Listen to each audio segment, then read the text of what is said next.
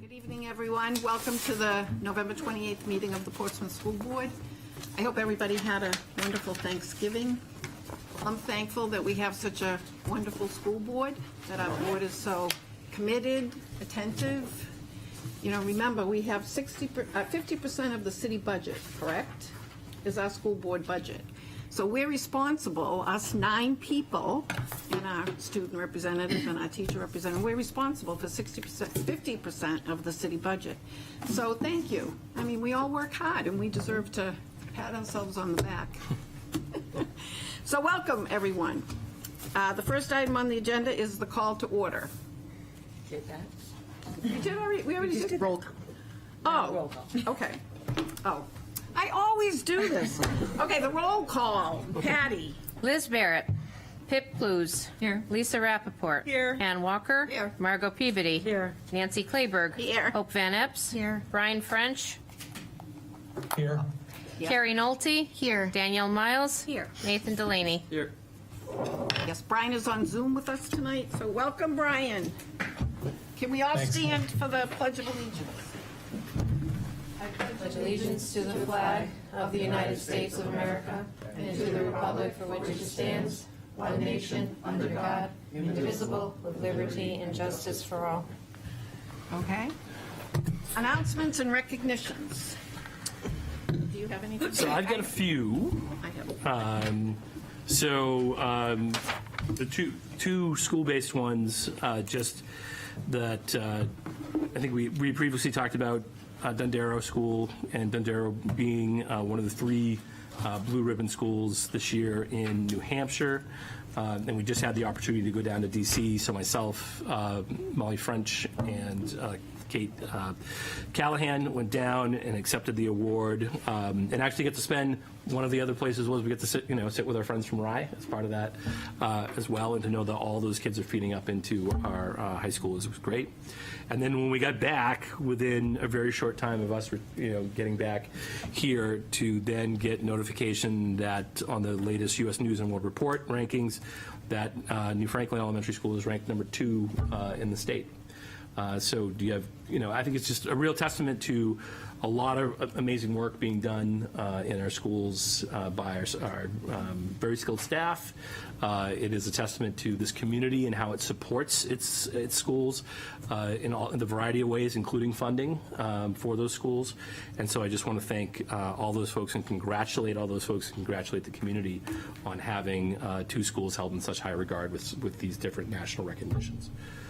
And then other ones are just quicker ones. Just congratulations. We mentioned fall sports teams, but we did finally wrap up the fall season the other night with football coming to an end, and they had a wonderful season. And then the last thing I just want to mention was, in the midst of all those other activities that were going on, we also had the fall musical and The Wedding Singer, and it was great and really, really well executed. Amazing voice talents in a lot of the kids that we had, and it was just really well done. So I just want to congratulate all those different folks. And I just wanted to mention the debate team, which won the, one piece of paper, won the, it was a championship. They, I'm not sure how many schools, there were 18 students from our team. They won the team category and the individual speaker category. And the question was, the United States should forgive all student loans. So they had to argue that question, pro and con. So, do you know anything more about it? I don't think it was a state competition. It was just like a local competition. Yeah. So that was something to be very proud of. So think about that. Should the United States forgive all student loans? You can all think about that, and when we have a cup of coffee, we can talk about what we how we feel about I that. finally paid mine off, so my answer has changed. Okay. All right, the consent agenda. Does everyone agree that these 2 items can be approved in one fell swoop? And our consent agenda, the approval of the November 14th minutes and the approval of the leave of absence from one of our teachers. Do we have a motion to approve the consent agenda? So moved. Do we have a second? Hope and Pip. All in favor? Aye. Motion. I'm abstain. I think you have to do a voice vote. Oh, yeah, Brian, because of yeah, Brian. sorry, Yeah. sorry. Okay, voice vote. Pip Blues, Yes. Lisa Rappaport. Yes. Ann Walker. Yes. Margot Peabody. Yes. Nancy Clayberg. Yes. Hope Van Epps. Brian French. I think he fell off the, did he fall sorry. off? No, he's not on right now. Okay. Oh, he's back, hold on. Oh, Brian, the minutes? He's not quite back. Now he's with us. Brian, we just need a yes or no for the Consent agenda. Yes. Thank you. Carrie Sorry. Nolte, abstain. Disconnected. Okay. Okay, the next item is public comment. We have Okay. no one in the audience here. Do we have anyone on Zoom? One person on Zoom, but no hand raised. So. Okay. Okay, we will close our public comment and open it up at the end of the meeting. Okay, superintendent report. So 2 items, one informational, just the overnight, you have the overnight field trip requests that came through this last cycle. You always get notified on those. And then the other is, I gave you the latest NESDEC projections. We can come back and do a fuller kind of conversation about it. I would say the very quick takeaways for me were, we're looking at this year, another 1.3% reduction in enrollment, and we're down 8.5% over the last 8. So we're seeing, some of that, the loss of students continues to be an issue in some form. The projection, though, what's interesting is the projection then says over the next 10 that we could see an additional decrease of 4.3%. So if those projections were to hold, it's not we're not going to flat, but the rate of decrease would start to kind of level out a little bit. I think a couple other things that kind of jumped out at me. One that's going to be a question for me to explore is that we did see if there's a page where it looked at the number of births and then the corresponding anticipated enrollment year in kindergarten, and there was a pretty steady trend of what that looked like, except for around 2019, years 2019 to 2020 and 2020 to 2021. What I don't have the answers to, I think some of that you can look at and very quickly on, at least on 20 to 21, is like COVID, had an impact. What I don't have a good handle on, but it's now a question mark for me, is to, how many of those students didn't enroll with us when you would normally anticipate, and where did those students go? Assuming everything else stayed equal, which it might not have. But where did those students go? Did we lose those to private providers? Did people hold kids out an additional year? Like what is the story there? And did we rally later on? And I think there's an ongoing conversation for us to be smart about, is to what extent are we, once we lose students, do they come back? Or once we lose them, are they just gone? The other things one other thing that jumped out, or 2 other things. One was that our out-of-district students on special education out-of-district placements has kind of been steady over the last couple of years. Same thing with homeschool. I think that's not radically changing in what we're seeing over the last 3. But one thing that is changing over the last several, and it's the page you've got open, Nancy, is that there's this increase in single-family building permits, but a corresponding decrease in multifamily permits at the same time. So as we think about the amount of home construction that is potentially happening in the community, we also have to be aware of the fact that there's a corresponding, I hadn't thought about a lot before, there's a corresponding reduction in the number of multifamily units that are being given permission to be built as well. So that is going to be something. It's going to be interesting to try to anticipate what does that mean in terms of the number of families who could be coming to join our community at the price point that a lot of those single-family homes are being built at, as opposed to while those multifamily properties are coming off, there's less of those being built. So it's something to keep an eye on, and for us to have some discussion about as we go. Okay, we have Kerry, we have Hope.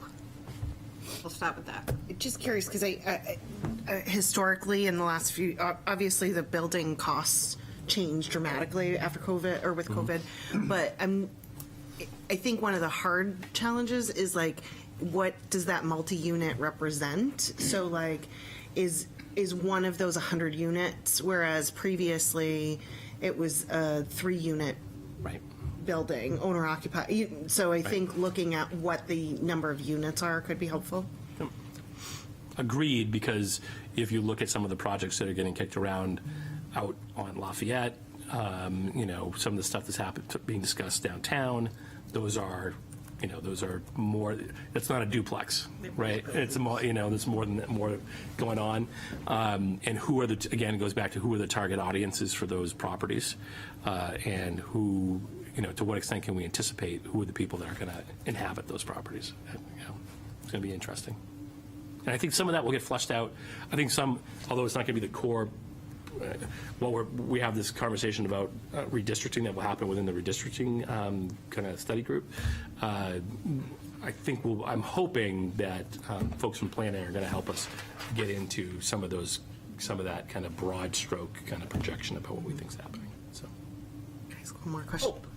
So I was just wondering if the city has any numbers on, family occupancies that we can draw from as well. And then I was curious around the private schools, how are we trying to track data to see if students are transferring out, say, from elementary school and then filtering into like a Herringfield for middle school, or going into St. Pat's or Berwick, or, there's tons of, I could go on the list, right? So you said that, that's an interesting thing to look at, but how are we trying we to don't get have a or process, look as far as I know, unless there's something that somebody hasn't handed me in the last 18 months. There is not a process to track those, to analyze and thoughtfully kind of consider what that means. So we would have to develop something. I don't think that's a super complex process.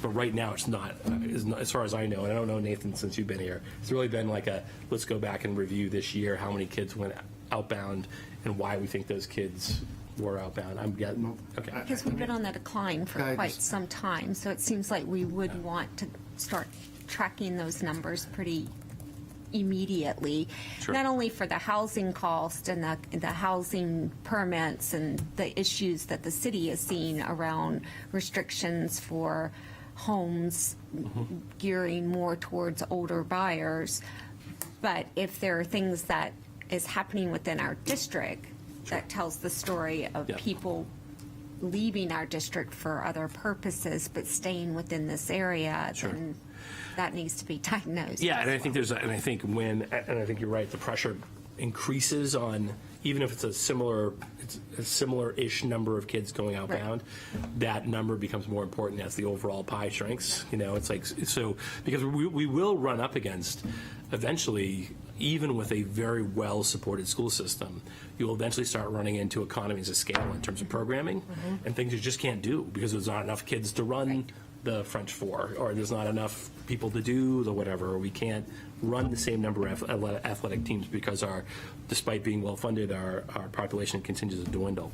So I do think it's important, and the importance of that group of kids continues to grow, and what can we do to think about really marketing ourselves to those families who are choosing other opportunities. Well, we had the conversation at COVID of like people exiting, but they'll come back. But if we're 3 years out, so if we're not tracking to see if people are coming back. Well, that's I don't have an immediate fix for you, and I don't think it's something that has been done. But I think it's something we can start thinking about. How do we build that into part of our thought process? So thank you. Anyone else? No. No, I think there was Lisa? Yeah. Hope asked part of my question, and I think along those lines, I'm just curious if there is any breakout between the difference for a kindergarten family that maybe has a different idea for what they want for K than what we offer versus somebody looking at the middle school and saying, I want a different choice there, or the high school. It would be nice to know down the line if we can, right. Are there certain points when they transition where we're losing them, and do we know why? Right.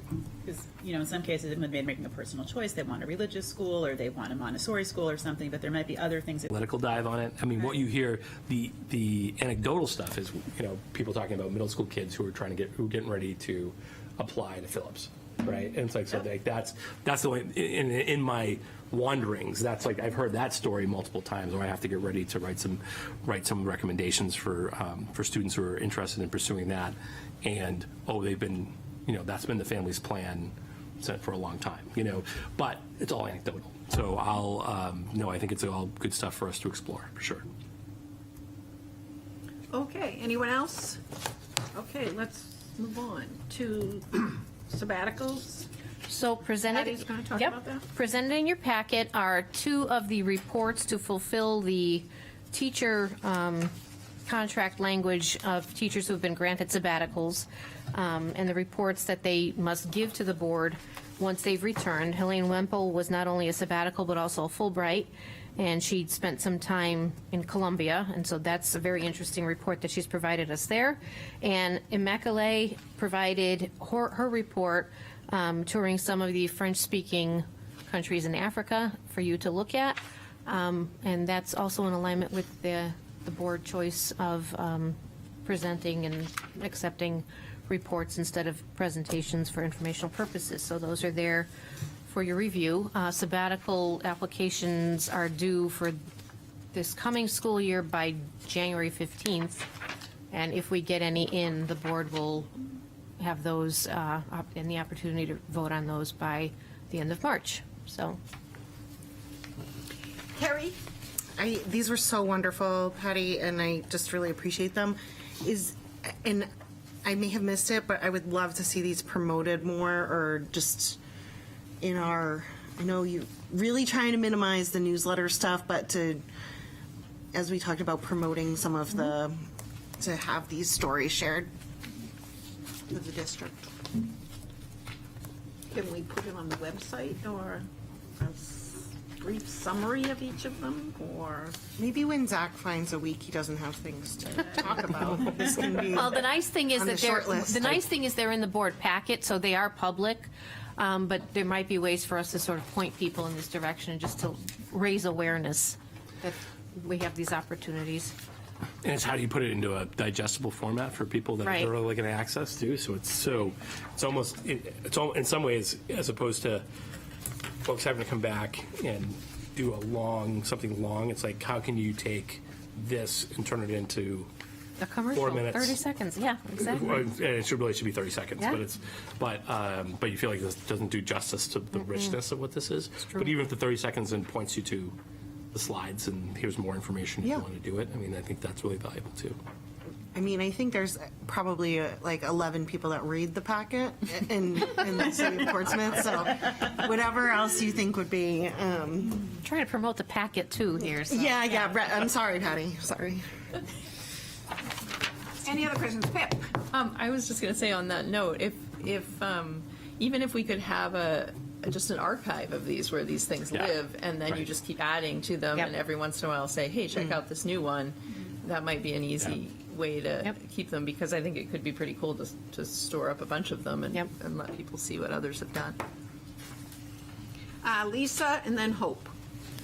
Yeah, I really loved having all of that information in the packet, because then you can kind of sit in your own time and digest and see, oh, my Spanish really isn't that good. But but it was wonderful to see just the rich diversity of what they were doing. And I was curious, and maybe we don't know this right now, but I'm curious if there are going to be any curriculum, changes or just ways that this is getting baked into either language education or how they're doing, world civilization. I mean, it sounds like that's where they're going with it. Absolutely, It would be really yeah. cool to hear in a year or two, how it played out. Yep. Because it looks just like the great beginning of a lot of really interesting stuff. Hope. So I just add on to that, I really appreciated the presentations being like this. Not that I don't like to hear from our staff, but I appreciated being able to kind of sift through the information.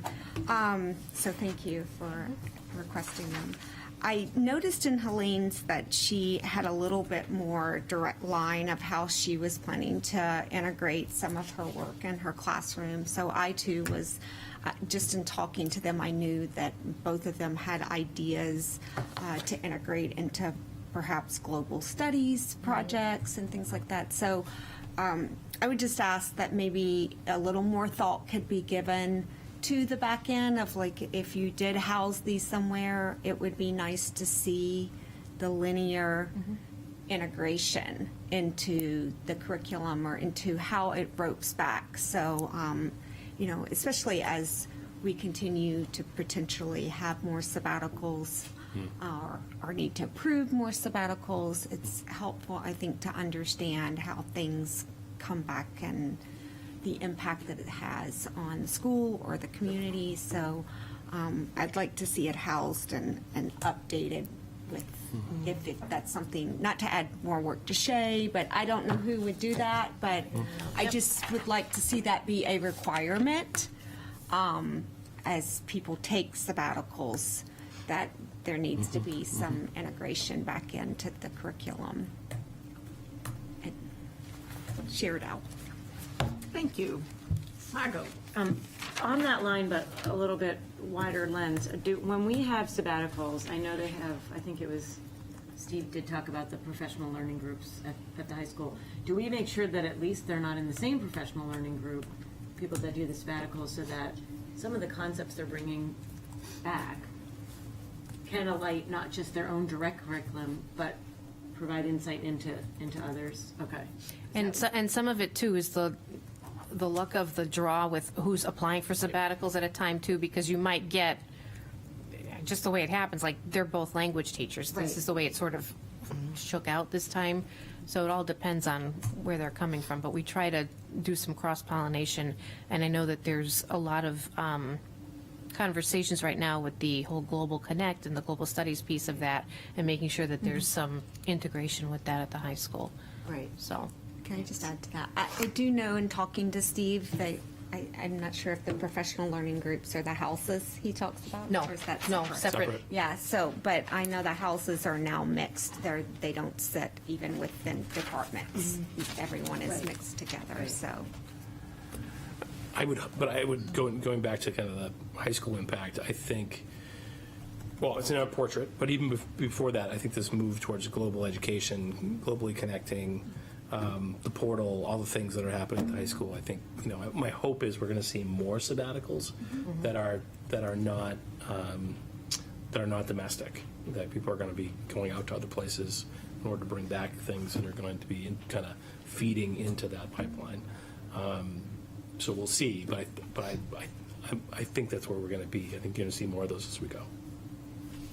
Anne, and then thank you. Anne, and then Kerry. In the past, when we were voting on sabbaticals, we were most interested in the largest number of students that would be involved in what the plan was.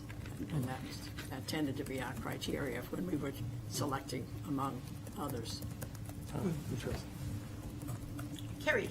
I think in the time that I've been here, it's all been high school educators, and I just want to make sure that we are like promoting it for elementary and middle school. I'm sure, seeing the nods, I assume we are, but. Yeah. But a lot of these things, it's interesting how there's kind of cultural waves. Yeah, it's usually totally. two different things that happens with sabbaticals. It's within a building, you have a colleague who goes on a sabbatical, and then you understand what the process is. You like, okay, that's not that scary how to apply. I think I got this idea. They talk about what was good about it, what was bad about it. And the other one that tends to happen is, where are people in their own kind of personal familial cycle, and do they have the ability at that time to leave, to go away for a while or two, or to financially, whatever, all those different ramifications.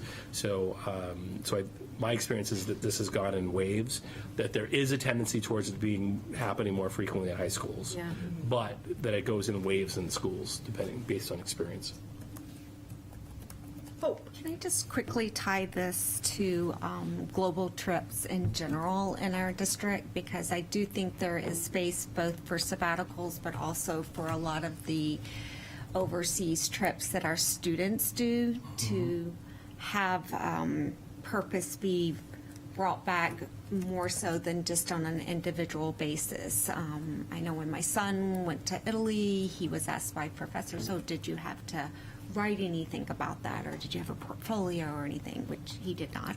But I think that we often miss an opportunity, and I saw that with our recent Italian students that were here. They had to meet with their city council before they left, give a reason and pitch of why they were going, how they were going to contribute something back within the community and report back to their city council when they came back. And so I just think it's a phenomenal opportunity. Our district invests a lot of money, time, and we've talked about when people are away, we're investing additional dollars for their classrooms to be covered. And I just think if we're really serious about being a global district and with a global perspective, we have an opportunity that we may not be seizing on right now to make sure that the trips that we are accommodating both with staff and students do have more of an impact of contribution when they return. Just food for thought. I think what's interesting is, I would say what's different, a couple of different things. One, the volume of trips that we do is, I mean, what an asset. Yeah, it's amazing. This is not common. There's not a lot of places in northern New England where students have these types of opportunities. I would say that the means by which, I think there's kind of an inverse relationship between how much we can expect something to be part of a curricular activity and to what extent trips are fully funded by taxpayers and not families. And so I think we have, I think we do an interesting job of first, we have a lot of families who can afford to do this, which is different than some places. And then we have a lot of good do-gooders who make sure that some other families who might struggle are taken care of. But that's not necessarily something we take care of institutionally. So then we get into an interesting conversation where if we say that trips are curricular, then we start adding expectations, not just about the students coming back, but who are the students that can go? How do we remove the barriers for students to go on those trips? What are we doing if it's a curricular activity to provide potentially special education support on the trip and have staff on the trip who are certified to do that work? So there's layers to this that are, and I'm not saying we shouldn't move in that direction, but the lack of curricular connection in some ways contributes to the volume of trips that are available to those who can afford to do them.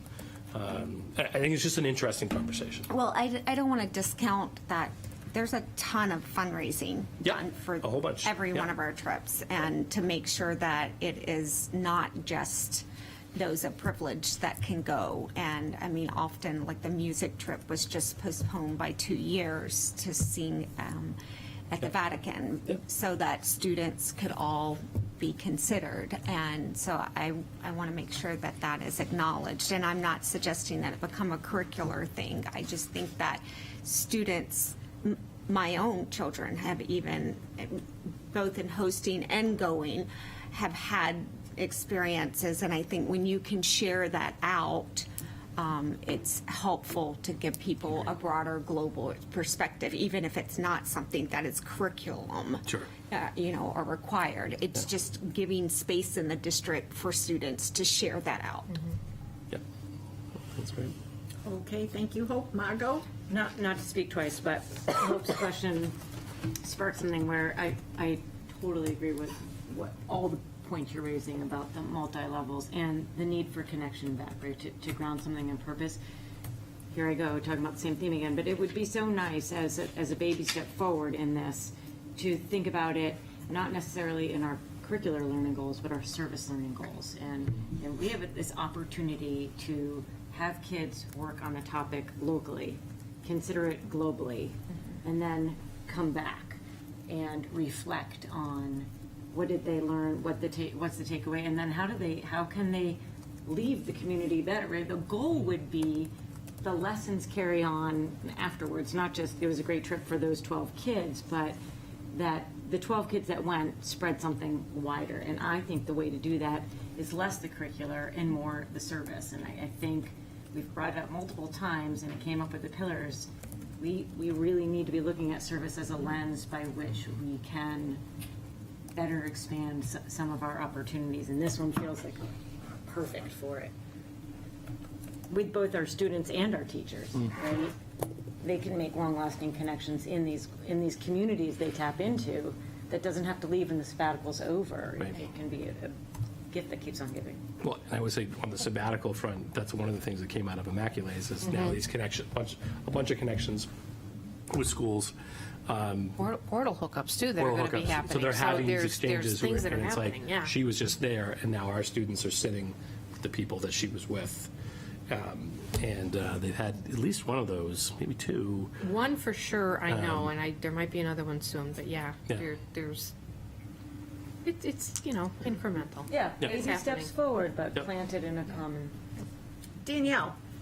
I'm just reflecting on maybe a different perspective and not necessarily the sabbatical piece, but considering the student piece. And I hear that we do a lot of fundraising, and I hear that the opportunity is available. But when I think about equity, and I hear from my own students, there's so much asking going on in their life that it's really challenging to prioritize this dream that seems nearly impossible when interstate travel has not happened, when regional travel has not happened. And so I do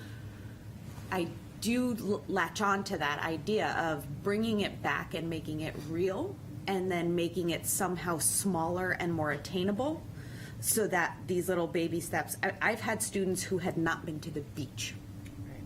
Living in Portsmouth, where you could ride your bike to the beach, we had students who have not been to the beach. So to think about traveling on an airplane, which many have never been on an airplane, with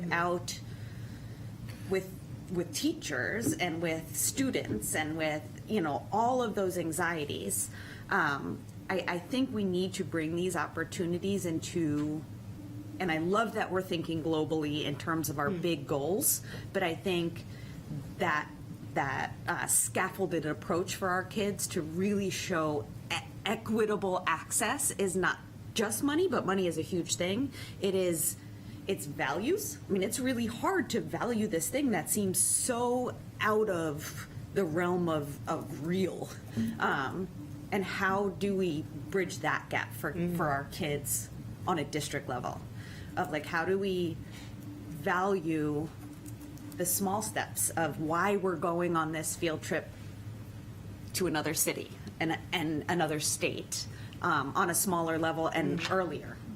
I think if you're going to value it in terms of, and it's hard, high school kids are more prepared for that level, but if we're going to back it up and look at our elementary schools teaching kids what the discomforts are. How do we travel short term and why? What are we going to learn from visiting Exeter School? Oh, well, they have a slightly different culture in their school, so let's go look at the culture there and how do we bring that back? I just think if we're going to do it, let's do it really well grounded and purposefully. Yeah, I think with all these things, again, it comes back to what extent there are a lot of trips that we operate that are not, I would say they are loosely affiliated with us as an institution. We have teachers that are running trips where they go and students have an experience, but it's not, at the moment, I think, it is not totally intermeshed with kind of our core mission right now. It's a nice add-on type thing, but it's not a core part of, and a lot of people, it's a huge part. I'm excited about it for my own kids, but it's not necessarily front and center part of our core offering of what we're trying to do. So then, and that brings with it certain, I would say, inequities that I struggle with. And a couple, sorry, not to crosstalk, but I think some of that piece is, that's why I'm so excited to get into that plan part of okay, we have this portrait thing, but what does it really mean? Step by step, what is this going to mean? But the other piece to I think I can represent the staff body. It is so challenging to plan even a speaker.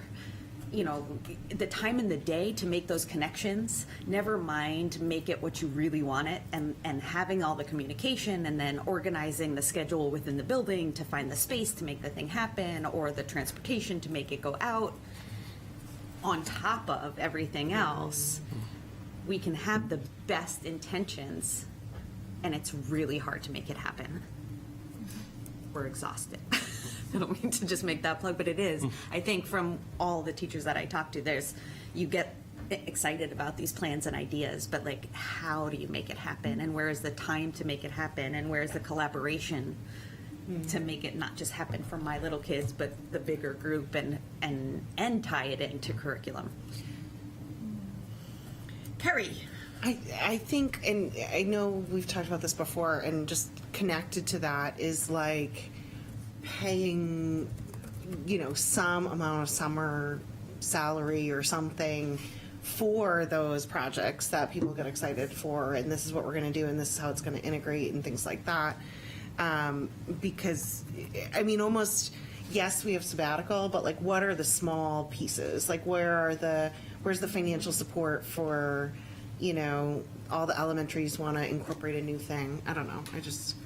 I know that's not a, So like, where's the those small things exist. They do. I mean, Okay. so like, for example, all the elementaries wanted to refresh their utilization of professional learning communities. Yeah. So a whole bunch of people went down to San Antonio this summer, and then the other group went to the Midwest. No, Everybody went to was San Antonio. Yeah. Yep. Everybody went yep. to San Antonio. And then there was, and then there was other summer money that was given out to folks. It does go via conversations with principals or somewhere in there Through to some principals, extent. there's an approval process that comes through my office, so there are different things that we look at to make sure that they're connected to curriculum and make sure that there's a bigger impact than just So there's a certain number. yeah. So we'll allocate a certain number of days Yep. based on what we have available as a pot, Yep. and then and that's kind of how it works for summer oriented stuff. Still learning. Thank you. 2 years in. Lisa? So I think that there's so much value in having the exposure for our faculty and for our kids and going to other cultures and traveling, but I really do wrestle, like a lot of people, with the equity piece. I think one thing that would be nice to see, if it's possible and not too cumbersome, is to have some type of postmortem, like, well, okay, so how did we bring this back into our curriculum? Like, how was it connected to what we want them to be learning, whether they're getting, and it could be that we want them to get skills in volunteering and, you know, socializing with people who are different. Like, I don't know that it all has to be, you have to become fluent in, you know, Spanish or Arabic or French or whatever, but it would be cool to see how we're connecting back to the curriculum and sort of what we're doing ahead of time to make it integrated, and then how it's sort of changing what people learn after the fact. Do you know what I mean? Because there's the piece where it's financial, and we can fundraise, and it's still going to be at some point a decision about whether a family can afford it or not. No matter how low you make it, it's still going to be a bar for some people. But it would also just be really cool from a curriculum standpoint to think about, especially as we're doing the strategic planning, how do these fit? And how do we have like a compass for which are the things that really serve the mission that we really want to serve? Because a lot of these do, but I feel like you don't hear about it. You know, like, I know my kid was like on Zoom with a bunch of students in Columbia that I'm pretty sure was a school that Elaine was at, but yeah. like, would I know that if I didn't have a kid in the Spanish class? Right. And that's super cool. Yeah. But there's probably a lot of that we just don't know. Danielle? Sorry. One more thing is around that equity piece is I want to just bring to our awareness that many special ed kids don't have the opportunity to take language or to take certain electives because of their academic needs. And so if you're not part of these very limited groups, then it's not available. It's not an option, and they need it just as much as everybody else. Good point. Oh, well, to that point, that goes back to the scheduling in general, because it's not just special ed kids. Some kids have to choose language over choir or language, so that's, I think, a scheduling thing in general. I don't want to just specify it only to special ed, because it does hit all kids. But I think, to your point, us being more intentional, I don't know if the middle school even still does their trip to New York, but like that's, to me, a perfect example of like, we do this trip to New York, which should be this trip to show our students that many students haven't been. I'm amazed by how many people haven't been out of Portsmouth. And I mean, even down to across the border sometimes, you know, and instead we inflate the whole time they're there with very touristy things, instead of maybe finding a balance of like, here's some touristy things that can be done, and instead of eating at Bubba Gump's, maybe you could eat at an actual, you know, restaurant that's just in a neighborhood. And I mean, I think there's opportunity for that, even going down to Boston, or like you said, even, you know, beach trips that we do. But I think just having a little more intentionality, there's a place for that. Okay, can we wrap this up and move on? Thank you, everyone, for your valuable comments. Okay, we'll move on to the administrative report, and I guess we go to Nathan. Is that right? So my goal with the memo and the report is to make it self-sufficient. I guess I would just draw your attention to the area of coaching.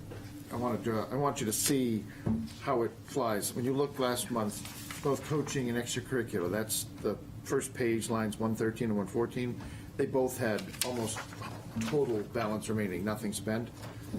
We've spent now, we've paid the first season of coaching stipends as the fall season wraps up. We'll do the winter in February, the spring, we'll see the spring season stipends pay out. So you'll notice under coaching that there's about $100,000 spent this month. That balance now dwindles. I just reviewed today the extracurriculars for the first half of the year for clubs and other activities. That pays out by semester, so we'll make that payment next pay in December 2nd, whatever. No, it'll be the 8th or the 7th, next week. And so you'll see that number start to dwindle in terms of the expense rising and the balance remaining going down. So other areas that seem to show some major balance, course reimbursement, that's something we'll see later in the year as teachers complete the work that they're doing and come back through the process for reimbursement. So I didn't see any news really pop out of the financials this month, but I certainly can answer any questions you might have. Any questions for Nathan? Is our coaching and extracurricular in line with other districts within the state, would you say? In terms of the quantity or the dollar amount? Yeah. I think yes, I think we're comparative, especially with the schools and teams that we compete with in that area, in those areas. And I will tell you that if you're interested, when you look at the budget, you'll see in the area of athletics, stipends that are listed out, dollar amounts that are budgeted. There's quantities there. There's, depending on the sport season, there's multiple coaches depending on the number of students that have to be served. That's also, you'll find it in the collective bargaining agreement with the Teachers Association. That's where we call out the rates and then grow them over time. There's a joint committee that covers the conversation about stipends. So when there's the need for an additional stipend that wasn't spelled out in the collective bargaining agreement, they can agree to fund another one. We've added a couple in the budget over the last couple of years that have come through the process.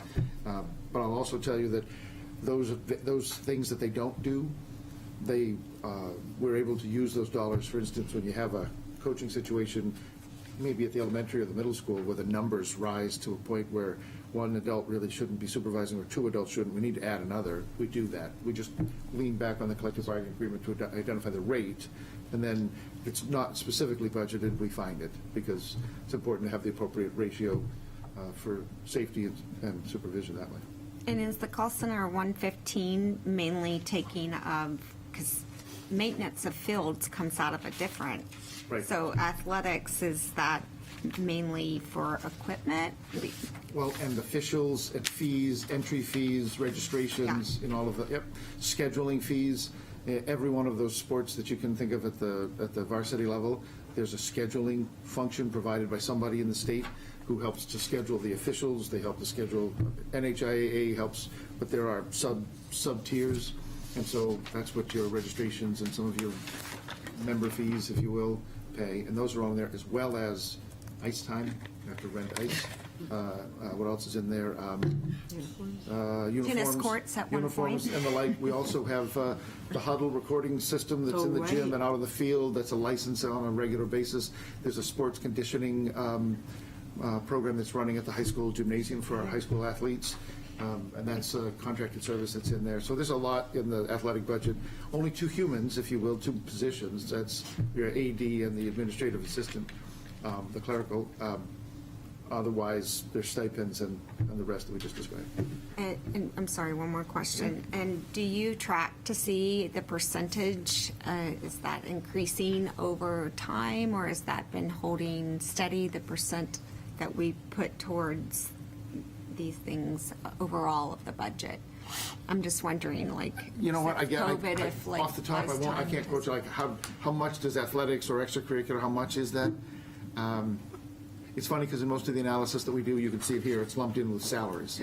Right. I will tell you that salaries has stayed salaries and benefits combined has stayed pretty steadily at that 83.45% of the entire budget mark.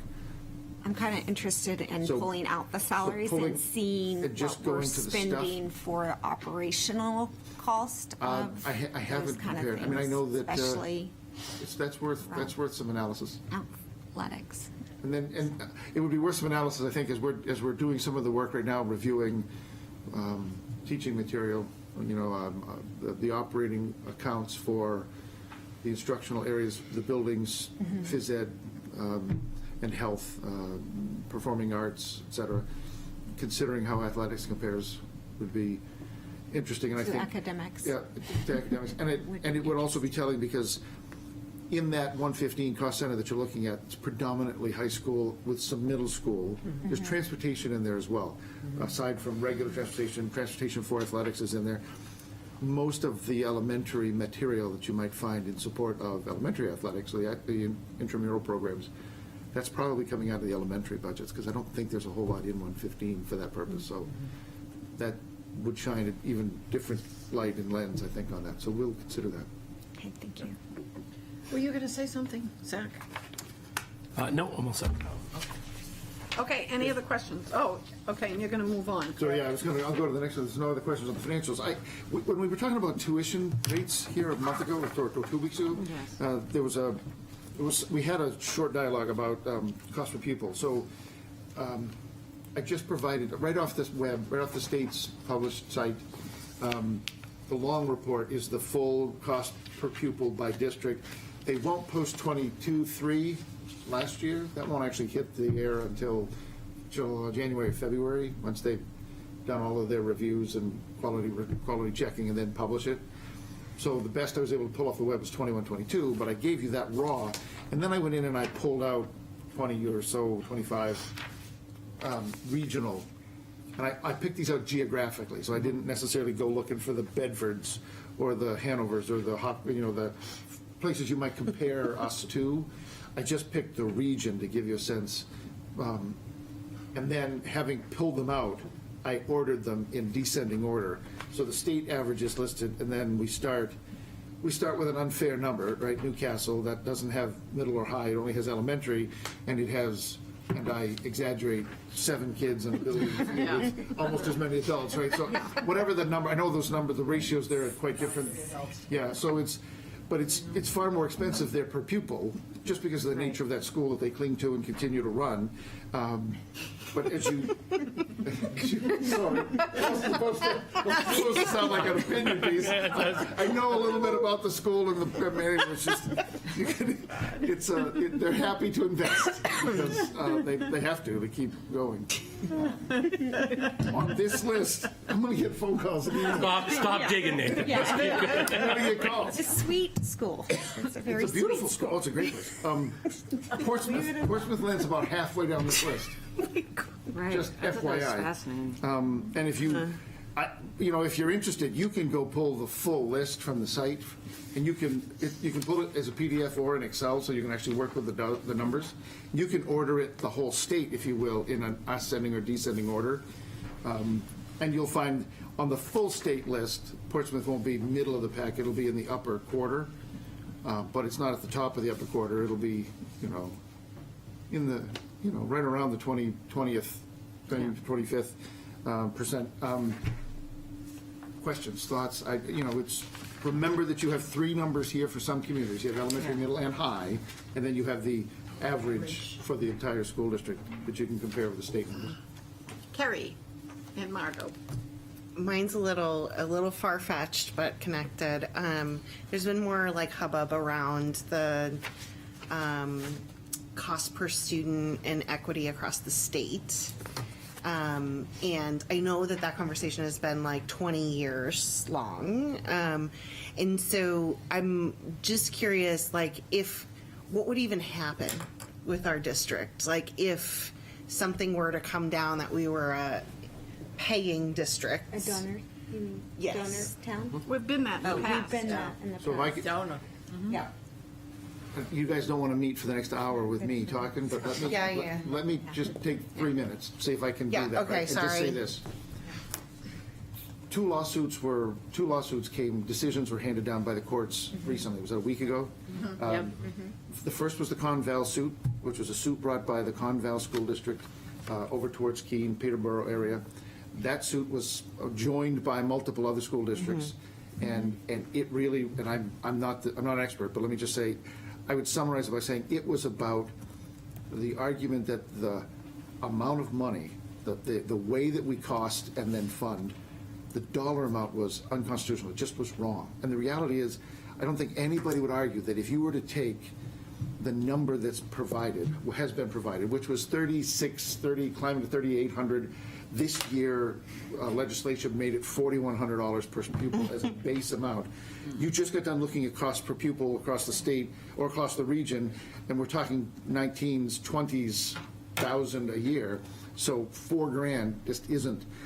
And if there have been exercises done to take $4,000 or 3,800, multiply it out by a given number of students that you might have in a reasonable school, and contemplate what you could actually afford to do in any known universe. Like it's never been right.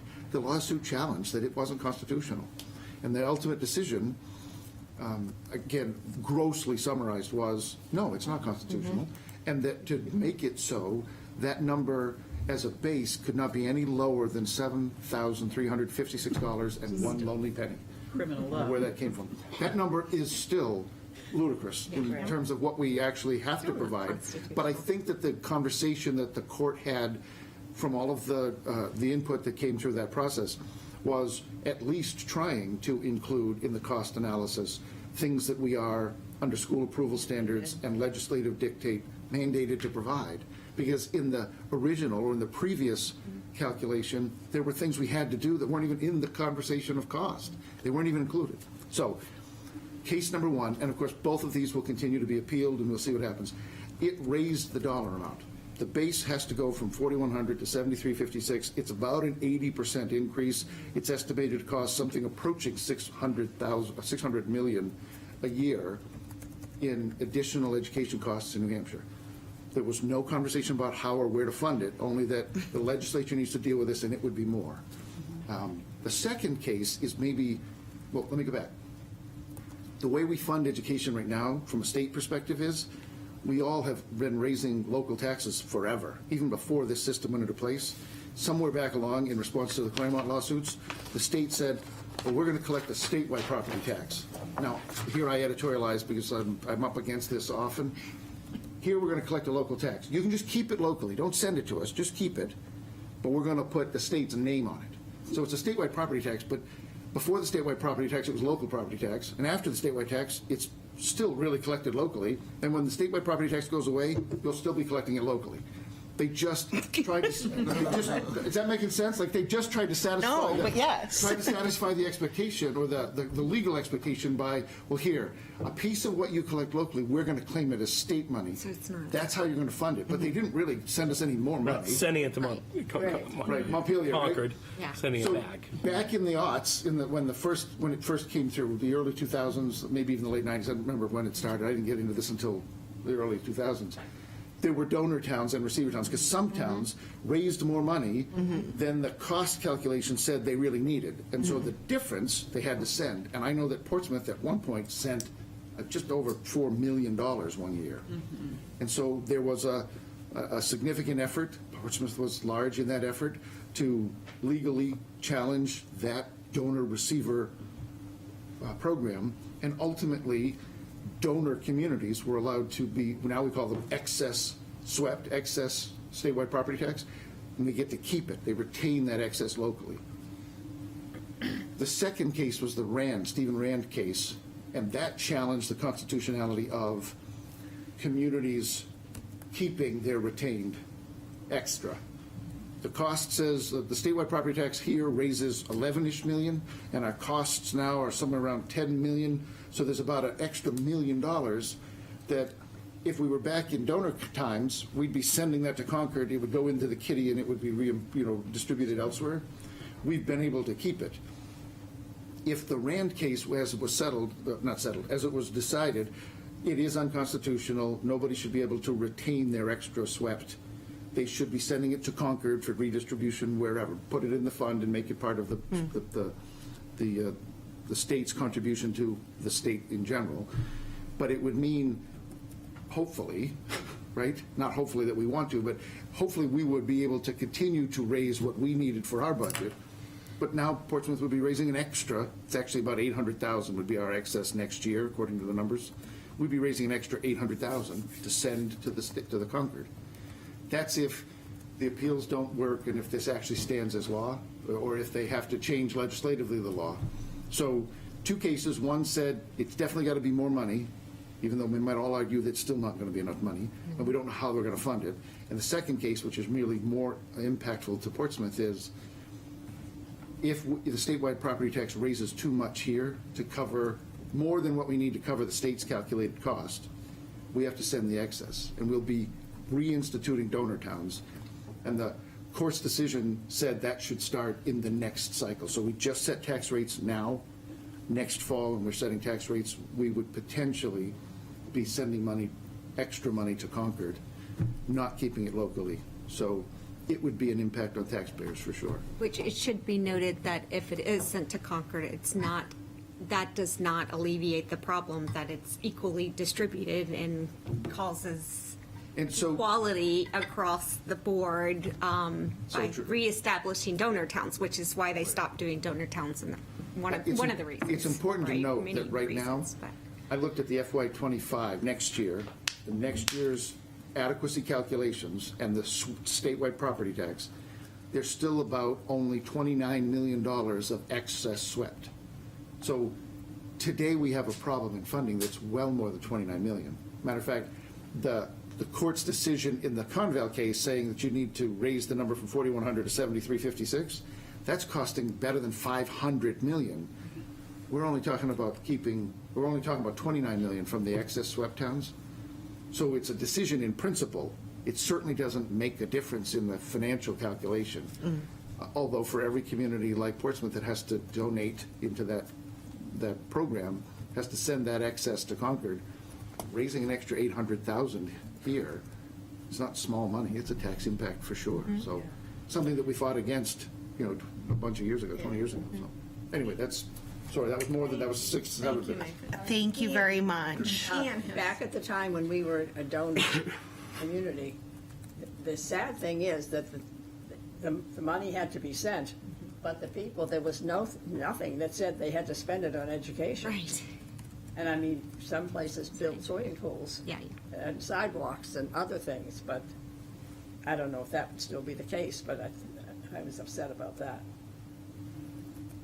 There's, Yeah, I remember back then, thank God for our Mayor Evelyn Sorrell. She started the Coalition Communities, where she got all of the towns in the seacoast and other surrounding towns that were eligible, and she raised a lot of money. Every town contributed. I think we still contribute to the Coalition Communities. So Coalition I think every year Communities, they do that. 2 years back, when this legislative conversation started, they created the study, the Commission to Study School Funding, came out with some reported results that seemed to drive conversations in the direction of donor communities happening again. We reestablished Coalition Communities 2.0, or CC2, and that group, we do participate. Your city manager has been active with that group. Jane Farini monitors and is very involved, but the coalition has engaged legal representation Right, that's and the lobbying purpose, support, yeah. and they've been paying attention. Part of why I'm keyed up to talk about this was because as the legislation, as the decisions came down last week, Jane was in my office. We were talking through the details. I got all the stuff out. The coalition is having an emergency meeting this coming week. No, we're into this week. It's tomorrow. Oh, I'm so glad we talked about this. I don't know if I put it on my calendar, but it should be. So the coalition's meeting tomorrow or Thursday, and talking about responses and what comes next. So it's you are well represented again, and they're paying attention, and it's nice. They have some great resources. I jump in because our connection is tighter here than it is some schools. They're independent from the communities, so there's a lot of town managers, town finance people, and select board members, et cetera. Not a lot of school people that show up in that conversation, and it helps on occasion to have somebody that can make it say, well, this is what happens in where I live. So. And Evelyn Sorrell also saved the Portsmouth Naval Shipyard. That was another thing that Evelyn did. So she's doing the Coalition Communities, and she's saving the shipyard. She was quite a lady. She was an incredible mayor. So anyway, interesting. What's Mayor Sorrell stuff. got named? Anything? No. Park or anything? Yeah. Is there anything Wait, named no? after Evelyn What did she Sorrell? get? What's, I don't know. Well, maybe she We didn't. could start a work on that. movement. Here we go. Yeah. Yeah, I mean, she was quite a lady. She was quite a lady, and she was a meter maid in Portsmouth. That was her job. oh, no She way. was a That's meter awesome. maid. Yes, Margot. I just want to say thank you. I had asked for this, and I just think it's great for the public also to ground. We always vote on that number every year, but it's hard to be like, where do we stand compared? So I thought this is very informative and helpful. Interesting. Thank you. Thank you, Margot. We'll bring back updates. I'll try to put them in writing so that it doesn't take so long as we go. That would be because great for us over to the get next updates. year, there's going to be a lot more conversation about the state's actions and funding. Okay, and Lisa, you can let us know what we can do from our legislative committee perspective. It's going to be in the court for a while, is my This prediction. will be kicking around the courts for a Go while. to Concord for something, let us know. Yeah. Okay, let's move on. Thank you, Nathan. Old business, we will hand it over to Margot. Okay? So these are the same policies that we had brought up last board meeting. That was first reading, so this is the second reading. So I will do them separately because it's separate reading. So just again, the first one up is the alternative learning plans, IHBI. There were no new changes since our last meeting. It's the same policy you saw at the last meeting. So at this point, I'll take a motion to approve. We do need to have when we do vote, it does need to be verbal because of Brian. Yep. Do we have a motion? Ian? I would move to make a second reading on alternative learning plans. Thank you. Second. Okay. Any questions? Great, then I think we can have a roll call vote. Pip Clues. Yes. Lisa Rappaport. Yes. Ann Walker. Yes. Margot Peabody. Yes. Nancy Kleberg. Yes. Hope Van Epps. Yes. Brian French. Yes. Carrie Nolte. Yes. Passed. Thank you. Second up is the earning of high school credit. If you remember correctly, this, again, we haven't changed it since the last reading. Just to highlight, the main changes were we added the name high school to the title, since that's what it is.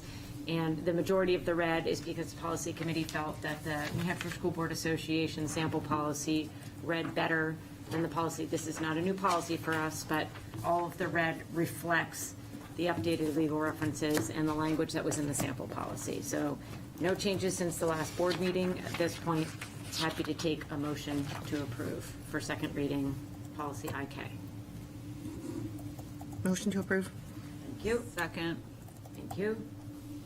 Any discussion? Just one quick stupid question. Sure. If we have the years where we teach, algebra in the middle school, I mean, is there any implication for the middle school for this if we're calling it high school? That was my only question. We actually have a different policy related course to we the do. math in the high school. Okay, That never covers mind. that. Good question. Okay, Yep. that's it. Great. Roll call vote? Pip Clues. Yes. Lisa Rappaport. Yes. Ann Walker. Yes. Margot Peabody. Yes. Nancy Claiberg. Yes. Hope Van Epps. Yes. Brian French. Yes. Carrie Nolte. Yes. Passed. Great. And finally, the interdisciplinary credit, this is the recommended, not the required policy. No changes other than same policy we've had for years, just changing the high school to the title and therefore removing it from line 5, same one you saw. There is an update in the legal references that you see since the last time this policy was reviewed. So again, at this point, if anybody would like to make a motion to approve for second reading, policy IKAA. So moved. Second. Great. Any discussion? Great. Let's have a roll call vote. Pip Clues. Yes. Lisa Rappaport. Yes. Ann Walker. Yes. Margot Peabody. Yes. Nancy Claiberg. Yes. Hope Van Epps. Yes. Brian French. Yes. Carrie Nolte. Yes. Passed. Thank you, everyone. Is there another one? No, we did them all. We Okay. did them all. Well, we had 4 last week, but we're We'll go, not ready for that to come to second reading yet, based on the feedback we got at the meeting. correct. Okay, thank you, Margot. We're on to new business, and Nathan's going to take over to talk about the third-party administrator and adoption of 403B and 457B plans. Thank you very much. So, as a benefit to employees, we have a 403B plan. It used to be called the TSA, the Tax Sheltered Annuity Program, because way back, the only thing you could invest in were annuities. And it's a pre-tax reduction of your pay. You take withdrawal from yourself, contribute it to your own account, and it used to be in annuities. Well, now they can also be invested in mutual funds. Today, they don't refer to them specifically as tax-sheltered annuities. They are a retirement vehicle, though, financially. 403Bs are only eligible, the only eligible employers really are public schools. Some ministers and some other 501c3 programs can participate, but in the mainstream, it's public schools. We have one, started 20-something years ago, 2009, I think, is the most recent adoption of a program. We have over 100, we have 108 staff members right now who have money withheld from their checks, pre-tax, and contributed to a 403B plan. And it's an important complement that we encourage all employees to take advantage of. Everybody that gets a regular paycheck is eligible to participate. You have a regular dollar amount taken out, and it goes to wherever you have set up a plan. The plans are limited to a number of investment providers that have relationships with us. There were reforms that made this a lot more like the 401k that you experience in the business setting. There's a lot of rules and regulations, a lot of compliance, and when I got here, I was surprised that Mr. Bartlett took care of all of it. It was just one of his pet projects. He liked it. So all of the salary reduction agreements that you have to fill out, they all come through the business office. I'd like to take a hardship withdrawal for a medical concern. It's got to come through the business office. I want to take a loan for educational purposes from my 403B. It's got to come through the business office. I'm looking to roll over in retirement to an IRA because I'm getting all of this stuff comes through, and then the compliance to make sure that people don't take out more than the law prescribes that they can in any given year, and that rollovers and transfers and distributions are all done according to law. And the law is changing. They just in 2022 enacted the Secure Act, which is revamping and changing a lot of the rules. All of this leads your business administrator to, why am I doing this? They have a number, there's multiple third-party administrators. Go ahead. And I was just saying, this is unusual. When I got here and it was like, why are you doing this? That this is typically through a third party, and this it's unusual that even in much smaller operations, this is stuff that is done through third party. So. And the proposal on the table tonight is all at no cost to the district, because the third-party administrators, the one that we're recommending, and I'm recommending, is US Omni. They have, in April of 21, they joined with, they bought out TSA Consulting Group. TSA, because we used to call these TSAs, Consulting Group, out of Florida, was a big national third-party administrator. I'll tell you what that means in a second. And Omni, US Omni, is a part of the US business, U.S. Employee Benefits. I can't remember the parent company name, but they're enormous. They employee benefits for governmental, education, and municipal all over the country. They merged Omni and TSA CG, so now they are the biggest third-party administrator for 403B plans like this in the country. And the costs are all borne by the Horace Manns and the security benefits and the Valix and the Voya financials. Those partners, those investment providers, they pay something on the order of $2 a month per person that they are working. So the dollars to support this are all paid for by the investment providers. And the third-party administrator essentially establishes this really slick online portal. Employees and their advisors can go there, all the forms, all the contact information for all the participating investment providers, everything that they need to submit to change their salary reductions or to do their rollovers or to get loans and withdrawals. It's all handled through the third-party administrator, who reports back to us in advance of every payroll, any changes that have been made, and then the payroll office will make those changes before they run payroll. Following each payroll, we will transfer electronically the total amount of money withheld from everybody to the third-party administrator, along with an uploaded file that tells whose money, how much, and where it's going. And they distribute all the money, and they manage all the federal compliance to make sure that people are playing by the rules. And if there's any problem, they let us know so that we can deal with it. And if and when we ever get picked by Uncle to be audited, they stand in and handle the audit. They've got lawyers on staff. They handle all of this stuff. And We're sold. so we're sold. So I'm asking you to do three things. Let's get two more pitches to throw at you. Right, so three things. 1, 2, 3. One is, I'd ask you to adopt a revised 403B plan that we have modeled against their template that handles all of the new rules for January 1 of 24. Then I would ask you to adopt a new 457B plan, which is not exactly a 403B, it's a little different. On the city side, where they can't have access to a 403B because they're not a school, they have 457 plans available to city workers. We would establish a 457 plan as well. We would entertain participation in that from any of the vendors that are already in our 403B who offer 457 investment plans.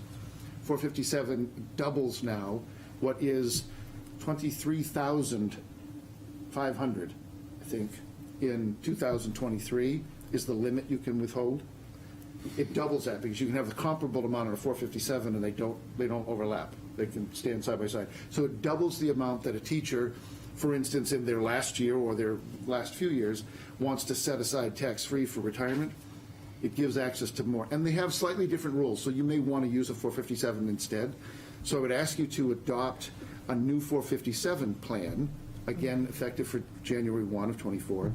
And then the third motion would be authorize me to sign all the paperwork and do what I've got to do to engage US Omni, TSCG Consulting Group as our third-party administrator, and then make this live for January 1. So I think we should do it in 3 votes. Yep. Okay. Answer any questions if you've got them. What I included in the package that you've got it are the two adoption agreements for the 403B and the 457, as well as the service agreement in terms for our relationship with the third-party administrator. Thank you, Nathan. Carrie. Thank you, Nathan. I don't know why you don't want to do this yourself. I don't understand. I don't want to make a mistake. So I just want to ask the question more to just confirm the answer, but like as far as all of the contracts we have, tell me how this aligns with all of them. collective bargaining agreements. Yes, sorry, Call yeah, the for- CBAs. Call for the opportunity, not all of them, but certainly the biggest one, the teachers does. It prescribes that there will be access to. This will be a godsend to staff. I mean, I think anybody that you would measure or test, they would say, it's so much better, I don't have to go and find Mr. Lenny's not in right now, and I'm waiting for his signature, and he's the only one that can sign, and It's not a dinosaur process. so it's so much easier. It's online. Their advisors will like it because it's boilerplate. It's straightforward. The TSA, the third-party administrator, all of the information sharing and legalese that have to be maintained between the plan and the investment providers, they have that in place already for the 200 largest in the country and 245 or something like that. So everybody that you might want to do business with is already signed up and doing business with Omni. So it makes the life or the job of your employee and their advisor, financial advisors, so much easier.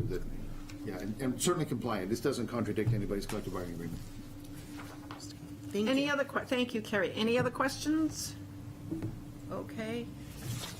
Let's, the sample motion is to move to adopt the revised Portland Schools Department 403B plan with an effective date of January 1st, 2024. So we have a motion. Margot, second? Second. Kerry? Okay. All in favor, we have to have a roll call vote. Pip Blues, Yes. Lisa Rappaport, Yes. Ann Walker. Yes. Margot Peabody. Yes. Nancy Kleberg. Yes. Hope Van Epps. Yes. Brian French. Yes. Carrie Nolte. Yes. Pass. Thank you. And then same language for the 457 deferred comp plan. Okay, move to adopt the Portsmouth School Department 457B deferred compensation plan with the effective date of January 1st, 2024. Do we have a motion? to Motion. accept? Ann and Kerry is second. Okay, all those in favor, let's do a roll call. Patty? Pip Blues. Yes. Lisa Rappaport. Yes. Ann Walker. Yes. Margot Peabody. Yes. Nancy Kleberg. Yes. Hope Van Epps. Yes. Brian French. Yes. Carrie Nolte. Yes. Pass. Okay, the third motion, to authorize Business Administrator Nathan Looney to execute a service agreement with U.S. Omni and TSAGC Consulting Services for third-party administrator services and implement the school department's adopted 403B and 457B plans. Do we have a motion to approve? Margot? Second. Pip? Roll call vote, please. Pip Blues. Yes. Lisa Rappaport. Yes. Ann Walker. Yes. Margot Peabody. Yes. Nancy Kleberg. Yes. Hope Van Epps. Yes. Brian French. Yes. Carrie Nolte. Yes. Pass. Thank you, folks, very much. Thank you, Nathan. Okay, committee updates. Do we have any committee updates? Want to go to a committee meeting lately? No? Okay. Future agenda requests? Anybody has any? You get them to Margot and me, that'd be great. Reopen the public comment. There's no one here to speak your public comment? Okay, and that's in person only? Okay. Our next meeting is December 12th? Yep. Is that correct? And I just want to let everybody know about the parade on Saturday. We are going to be right at the front of the parade in back of the city council. We will march right in back of the city council. Steve Cirillo is the grand marshal. Is that the official title, the grand marshal of the so. parade? Yep. Yeah. So he'll be with us in our little configuration. keep it. And then the band, the Portsmouth High School band, will be right behind us. They're usually at the very end of the parade, but this time, because of the school involvement with Steve Cirillo, and the band is going to be right at the beginning.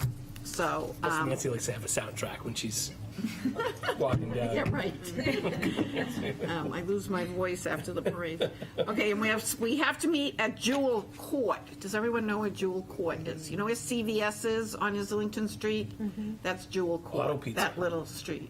What is there? Auto Pizza. Oh, is Auto Pizza on Jewel? Yeah. Okay. But it's the corner of So Jewel I and Islington. orient myself by pizza places. I love that. That's great. Okay, auto pizza, and we have to be there between 5 and 5:30. So bring your children, bring your families, bring whoever you want to march with us. So I think it'll be fun. It's going to be 72 degrees out. Yeah, it's going to be cold. But if you remember, it was pretty cold on June 4th for the 400 parade. I remember wearing gloves and a winter coat. So, yes, dress accordingly. It's going to be cold. There'll also be a heated vehicle, trolley, which goes down the route. So if you really get cold, we're considered public officials of the city, so we're allowed to go into the heated vehicle if we want to. So if you need to warm up, you know, it goes along the parade. It's in the parade, so you can do that. So anyway, hope to see everybody on Saturday night. And if you looked at the thing, the shops are staying open till 9. So after the parade, the shops are staying open. Actually, I don't mind the cold this year because I think I got I don't poured mind the on last year. I think I was running from my car as there was a deluge of rain. Didn't it rain? It did rain. Did it rain? Yes. Yeah. Yeah. Yep. I will collect your motion cards. That was amazing. Oh, okay. Can I make a motion to adjourn? Kerry, do we have a second? Second, Margot. Thank you, everyone. Thank you. We'll see you Saturday, hopefully.